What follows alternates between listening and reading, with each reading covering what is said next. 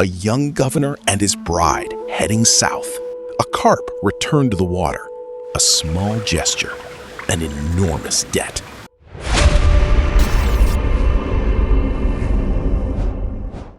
A thud. Not a thud of stone, not a thud of wood. A soft, heavy, living thud. Flesh breaking the water. Then silence. The river closes back up. The surface goes smooth like nothing ever happened. Except it did. 2 bodies. The current takes one, drifting downstream where nobody's gonna look. The other sinks straight down, like a rock. Like something the river decided to keep.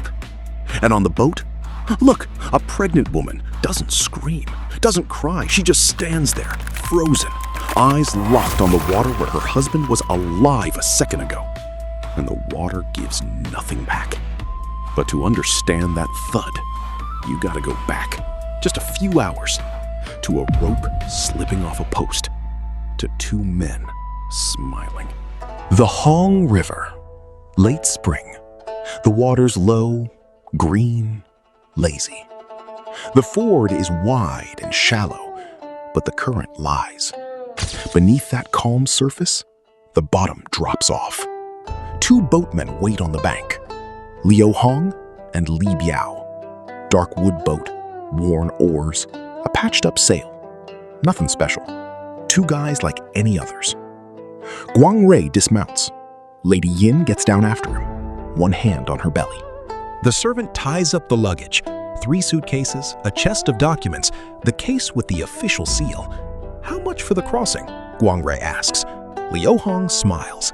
"Not much, sir. Barely anything." They board. The rope slips off the post. The oar touches the water. And the bank? That bank starts to drift away. Lady Yin sits at the bow. The wind moves through her hair. Liu Hong watches her. Not the river, not the oars. Her. A bright face, deep eyes. The kind of slender figure that gets into your head and doesn't leave. And in his mind, something sparks. A dark thought. Small, the kind that burrows under your skin and you can't get it out. The sun drops. Guangrui drapes the shawl over his wife's shoulders. She rests her head on his. The servant at the stern falls asleep with his mouth open, hands still dirty from the rope. The boat drifts into a lonely stretch. Far from the bank, far from eyes, the water turns black. The air goes cold on the skin, smell of mud and iron. See, that moment right there, that silence before. The sound of the oars stops. Lady Yin's breathing slows.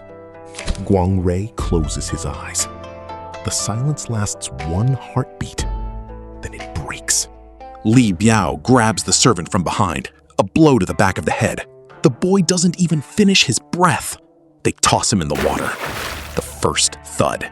Guangrui wakes up, gets to his feet, doesn't even get a word out. Liu Hong's on him, blows, punches, the wood of the boat under his knees, the taste of blood in his mouth. Lady Yin screams. Then, the second thud. Heavier. Slower. The river swallows. Lady Yin leans over the edge. She wants to follow him, wants the water, the bottom, all of it. But Liu Hong grabs her by the hair, yanks her back, slams her onto the wood. "Submit to me and you live. Refuse and I'll cut you in half." She looks at him. Her hands are bloody. Not hers, her husband's. Her belly is heavy. The baby inside moves. She doesn't jump, doesn't scream. She gives in. Liu Hong strips off his filthy shirt, puts on Guangrui's robe, takes the documents, the seal, the emperor's certificate, all of it. He looks at his reflection in the water and smiles. He comes ashore in the south, leaves the boat with Li Biao, takes Lady Yin by the arm, and walks toward Zhangzhou, toward the governor's palace. A life that isn't his. Behind him, the Hong River flows, calm, like nothing happened.